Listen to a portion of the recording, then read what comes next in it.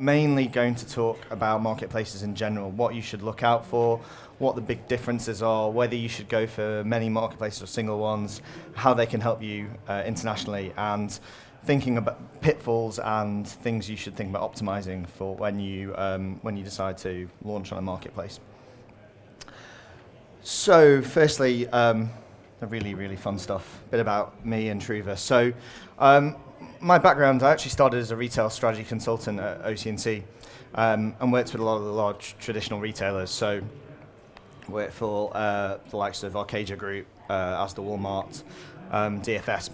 And working on a mix of strategy projects and M&A work, basically.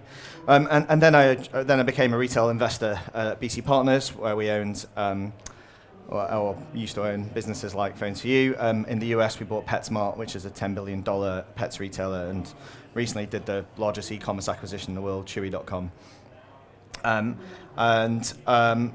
But after several years as an investor, got pretty frustrated and saw the opportunity to go create a marketplace for independent shops. And that's what Trouva is.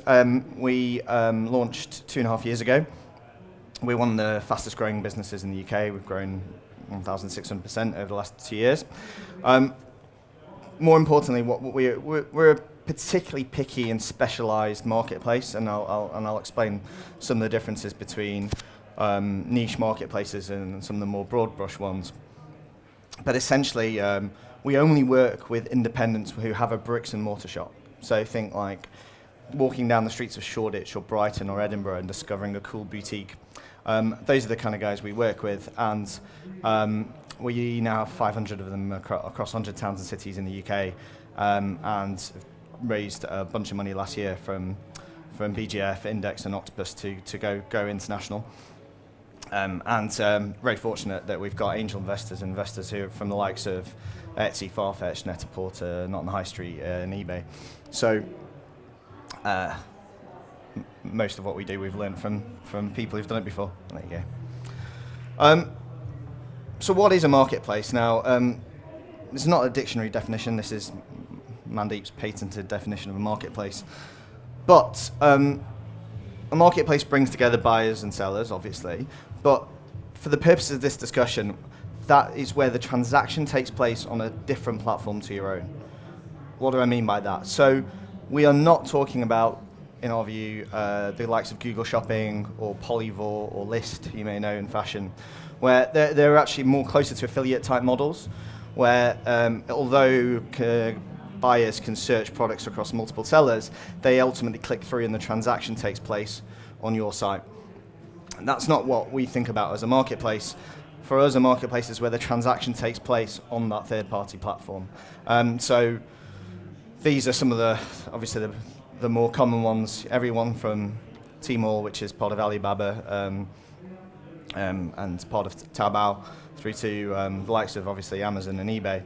But also specialized category marketplaces, whether that's Not on the High Street, Etsy, Davanda in Germany, Farfetch for luxury fashion. Now, there's sometimes grey zones, and actually a business like List is now doing things like Universal Basket, where the transaction kind of takes place on their site. So it's not black and white, it's increasingly grey. But for the purposes of this discussion, we'll call those guys affiliates. So what does a marketplace like Trouva do? And I just want to give you a sense of why marketplaces differ so much and the kind of marketplace Trouva is versus some of the more traditional guys that we'll talk about.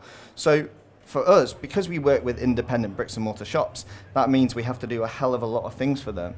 And it's a very, very deeply integrated marketplace. So we give our shops our own inventory management system that sits in their store to allow them to have real-time stock information. We then also market them not just through Trouva, but also things like PR, product placement, Google affiliate deals, essentially marketing channels which they're unable to do themselves. And we also, and we'll talk about some of the things you need to think about when you decide which marketplace, we control the entire logistics chain for our shops. So we handle everything from 22-minute local delivery instant click and collect to shipping around the world. So we arrange that. We send someone into store to pick up the items. It's even packaged for shops in high density areas, so they don't even package it themselves. Of course, unique characteristics of our sellers who don't have warehouses. And of course, analytics and data and feeding back into them what to go buy.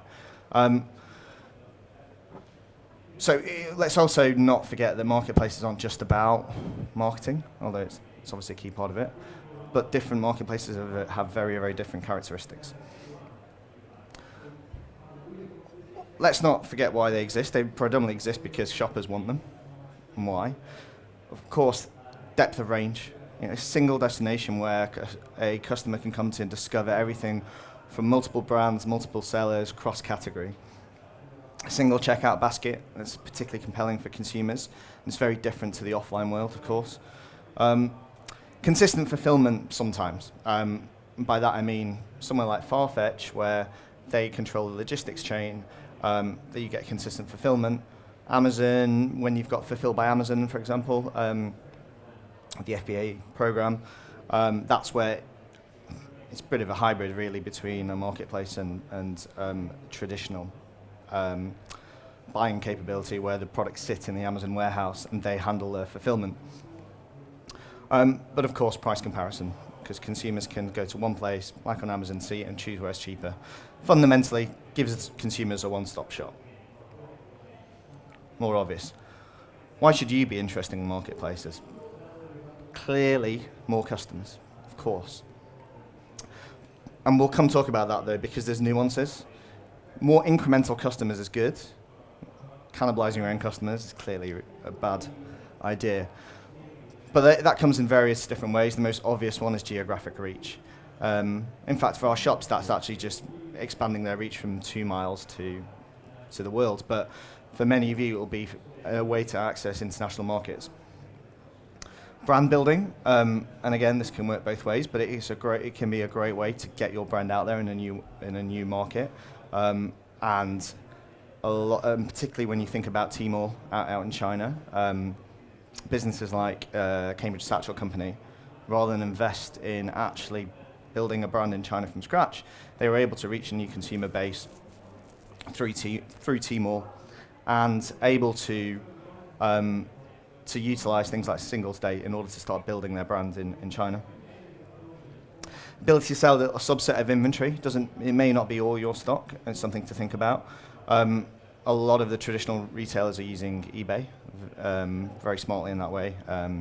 So you see clearance or refurb stock. A great testing ground. It's a great way of testing a new market or a new customer base without having to spend that investment up front in taking that big bet yourself. And it may be an important way for you to try something out before you decide whether to invest in doing it yourself or not. And can give you access to things you don't want to build yourself, whether that's technology, things like whether referral schemes or A/B testing, logistics that we've talked a bit about, operations. In some marketplaces will handle customer support, most of them will not, but something to think about. But fundamentally, they give you the advantage of scale. So, and it doesn't matter how big you are, some of the marketplaces are now so huge, you will be, and particularly in certain geographies, you're able to take advantage of their scale. What are the downsides? And we'll come talk about how you can mitigate some of these, but brand image is a really important one. And I'll pick on eBay again. It's, even though 80% of the products sold on eBay are new, it still has a perception that it's around auctions or second-hands. And you have to think about whether your brand is right. Brand image is actually one of the major reasons why more niche vertical marketplaces exist. The luxury fashion brands would never be caught dead on the likes of Amazon, but Farfetch is able to do that for them. Cannibalization, is it going to give you incremental customers, or are you actually just going to end up giving away commission and margin for customers who would have discovered you anyway yourself? You're giving up aspects of control, particularly around the consumer experience, and by that I mean everything from the on-site experience. Ultimately, you're limited by how much you can talk about your brand and your story within the constraints of that third-party marketplace. costs, of course, commission, listing fees, but also potentially joining fees and marketing costs on that platform. And logistics and customer service, and by that I mean trying to give a consistent customer service and logistics experience, but also being able to integrate that with your existing processes. And again, we'll come talk about that in quite a lot of detail. Again, the latter one depends on the marketplace. Cool, so there's a whole range of marketplaces. I put a whole bunch of logos on there. So how can we start to just think about who you should choose and what the differences are? The most obvious is mass market versus specialist, and that's all sorts of things. So I picked the biggest extremes are probably in eBay and Farfetch. So at Farfetch, in the UK, I would guess they have 20 sellers, max. You have to be one of the 10 luxury brands, the Burberrys, Gucci's, etc., or you're a boutique which sells one of those brands. Extremely picky. Complete opposite, eBay, 4 to 5 million active sellers a month. And actually, there's the whole range in between. So actually, you've got eBay, then you've probably got Amazon, you've got the likes of Etsy, where there are 27 million sellers, but the products have to be handmade. Not on the high street, which is a curated marketplace, but has about 5,000 sellers. Trouva, we have 500, and as I say, Farfetch around 20. It also means the type of categories they're going after as well. Of course, Farfetch is purely luxury fashion, eBay can be anything. Geographical reach, where do marketplaces have strong brands on the consumer side? So I picked some of the more international ones here. Lazada is the place for Southeast Asia. It's now part of Alibaba Group.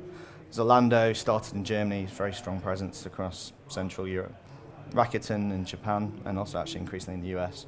And Tmall we talked about for China, part of Alibaba. Pure play versus hybrid. Now, that's I wanted to raise that because there are downsides to going on a marketplace like Amazon, in which case, because you're directly price comparing with the Amazon themselves and the stock they're designed to hold. They are a retailer, but they're also a marketplace. And there are marketplaces not like that. eBay does not compete with you themselves. They're not holding their own stock and competing directly against you. And the depth of service offering. What are they going to do for you? Are they going to do you want help with customer support and fulfillment? Farfetch, for example, controls an entire customer experience, including the branding of the boxes. Everything goes through Farfetch. Cool.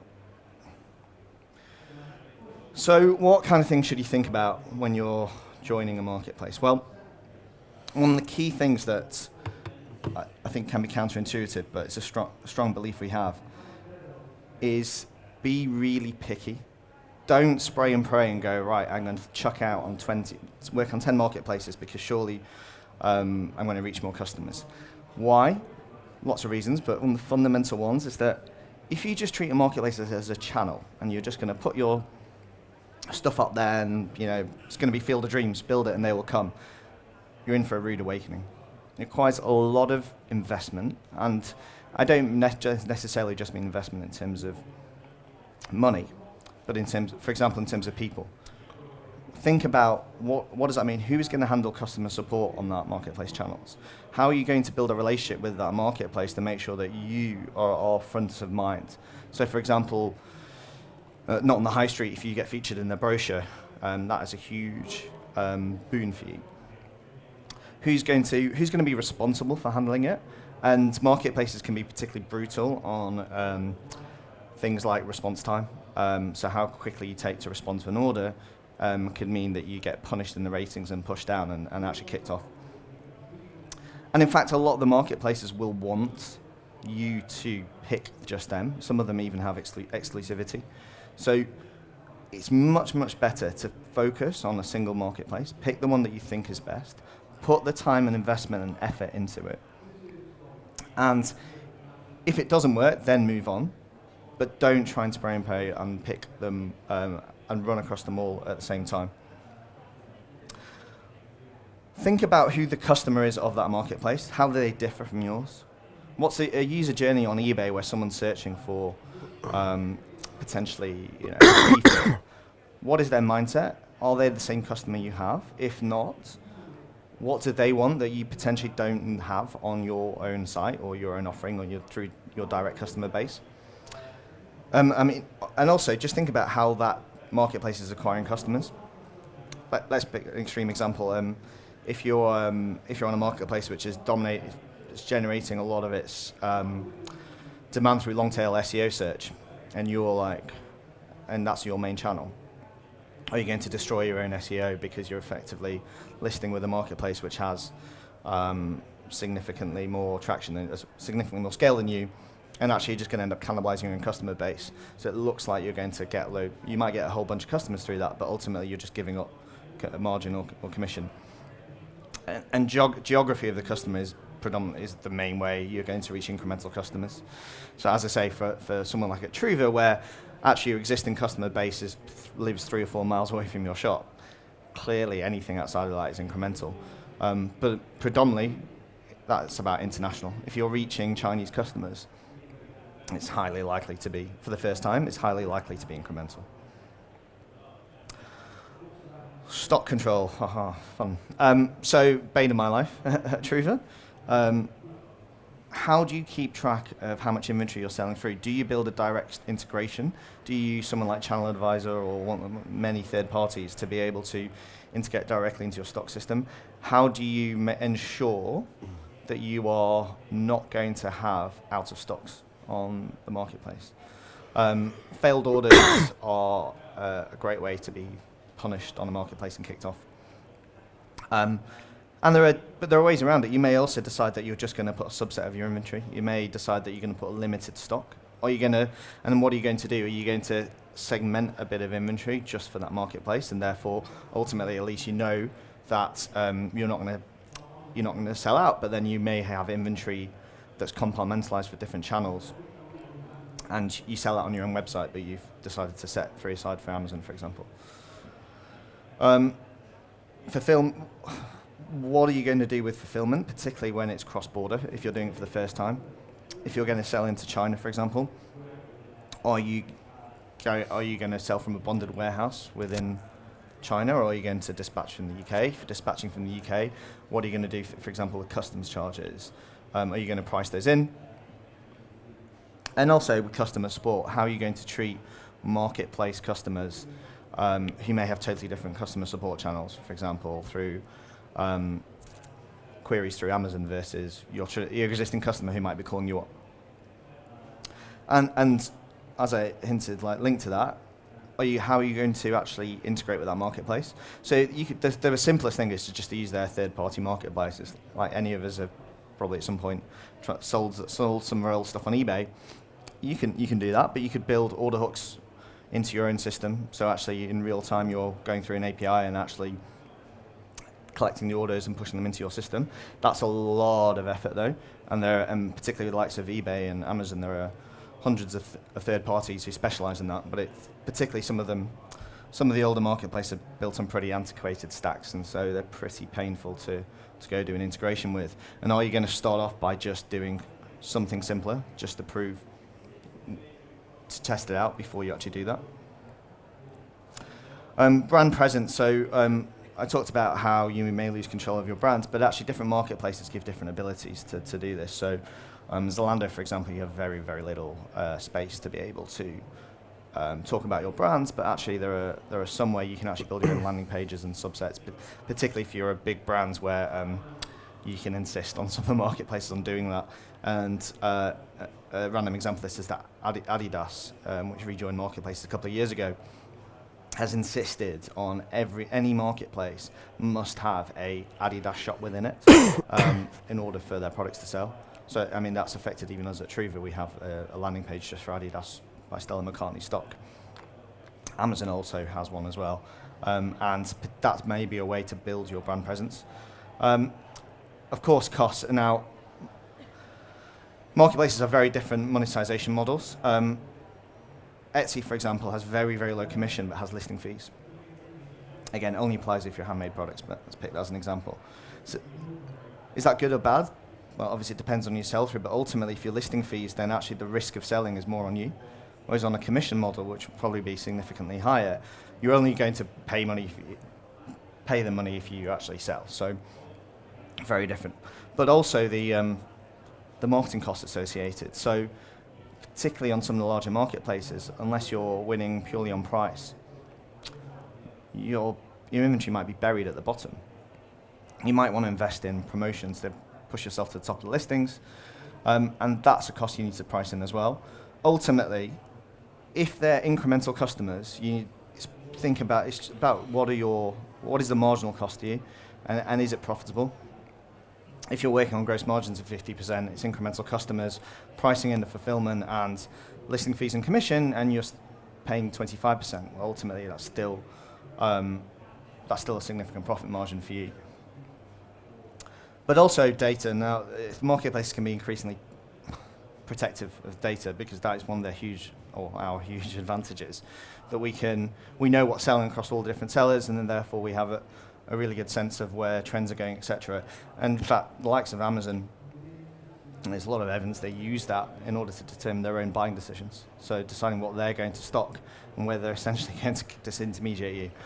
But you can also, it depends on the marketplace, you can also access that data, and you should be very, very smart about what you do with that, monitoring your performance.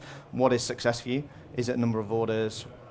Is it just brand building? What are those KPIs that you're using to measure your performance on the marketplace? Cool. And then, penultimately, but certainly not least, once you're on a marketplace, what kind of things can you actually do to get more out of it and increase your sales? And this is something that we work very closely with our sellers, and we actually found that when we are able to work with the seller and tell them what to do, we can increase their sales 5 times. So these things vary by marketplace, and probably one of the most important things is having a close relationship and putting the time and effort to build a relationship with that marketplace to understand how you can optimize your performance, but also taking advantage of opportunities. If they're going to do a TV campaign, how can you make sure you're in it? Our first TV ad was around 6 months ago, and we picked a subset of our top performing shops to be in that TV ad. And that was based on their performance on the sites, for example. So content, and by content means all sorts of things. So your product listings themselves, right? The actual descriptions, photos. Image quality, for example, is and this is e-commerce 101, but it's still true on marketplaces. Quality of images is one of the biggest determinants on conversion rate for us. And changing image quality can double sales. There's the content around your brand, description about who you are, but also think more widely about content. What about your ratings? What are you doing to encourage your customers to go rate you on the marketplace and get a high rating so you appear higher? Marketing on the platform itself, which we talked a bit about, promoted products, boosted listings. Again, depends on the marketplace how accessible it is. On Amazon, that's huge to get sponsored listings and be at the top. Volume of inventory. And it's pretty basic, but something that we found some of our sellers just didn't quite, some of our boutiques just didn't quite realize. I mean, a lot of marketplaces, if you double your number of products, you're just twice as likely to be found. It's probably, not necessarily, but it's probably unlikely that people are searching purely for your brand. Now, that can happen increasingly on Amazon, but ultimately, the customers who know you directly are much more likely to be finding you direct. So people are much more likely to be searching for specific products or browsing by category, and therefore, if you decide to start with a subset of your inventory, doubling your amount of products can just simply double your sales. Promotions, and by that I mean price promotions. Are you going to go and sell for a limited period? Is that going to boost you up? Are you going to undercut your competitors for a bit? Relationship we talked about, and so competitors, exactly. I mean, fundamentally a marketplace, they're putting you up against other sellers. So it's just a simple screenshot from an Amazon product when you go into the marketplace area. Pretty typical, Amazon themselves are undercutting all the third-party marketplaces. But it's just the default listings in terms of price. And there is a hell of a lot you can do here, and there's a whole world of pricing optimization tools. Guys who will look at and you can set your own parameters around it. Most of them are pretty simplistic, in that they'll simply, and you can see actually in this case, I think the seller's actually done this. They're using software, and one of their competitors is priced at $13.99. They've just gone 1p under. I had a bit of go at this actually. I just started lowering the price of something that I personally was selling on Amazon by like 2p every time, and the other price just kept on dropping. And then in the end, I slashed it to £1, and the other price dropped to 99p, which was just idiotic, right? Because we're all losing money. So you've got to be smart about your pricing strategy. It's not just going lower. What is the lowest price where you can still make money? Are you going to price at that? Are you actually going to say, no, I'm actually going to price a bit higher, but I'm going to win on delivery time or on seller ratings? And that's how I'm going to win. But thinking about your competition on that marketplace is really important. And you may just decide, I don't want to go on a marketplace where ultimately I'm in a price comparison game. That's not what I stand for. And that's perfectly acceptable. Depends on the marketplace and how they do it. At Farfetch, for example, determining whether your product appears first price is more just one of the components. Customer NPS, Net Promoter Score, is a key one. Response times and consistency of delivery. So they have these service qualities where they decide, so the algorithm decides whether you're going to appear at top or whether the next seller is. And only when the first seller runs out of stock do you actually start driving sales. So think really, really hard against who you're competing against on the marketplace. Cool. So it's enough talking from me. What are key things? Fundamentally, marketplaces give you scale, and they're a great way to reach incremental customers, whether that's in the UK or abroad. And with uncertainty in the future and things like Brexit, etc., what you find is that can be a key buffer as you open up to different markets. A good example, actually, the day after the Brexit vote, our sales to the US doubled, simply because of the crash in the pound. But that was a buffer for a lot of our sellers when the UK market was struggling. Be picky, be really picky. Don't just go do this flippantly. The worst thing to do is go, right, I'm going to go try a bunch of marketplaces, put no effort into it, see no sales and just give up. Pick one, spend the time and effort, think hard about whether you're going to do it or not. Cool, that's it from me. I think we've got probably a couple of minutes for if there's any questions, but thank you very much. Cheers. Yes, we do have a couple of minutes for questions. If anyone's got one, just stick your hand in the air.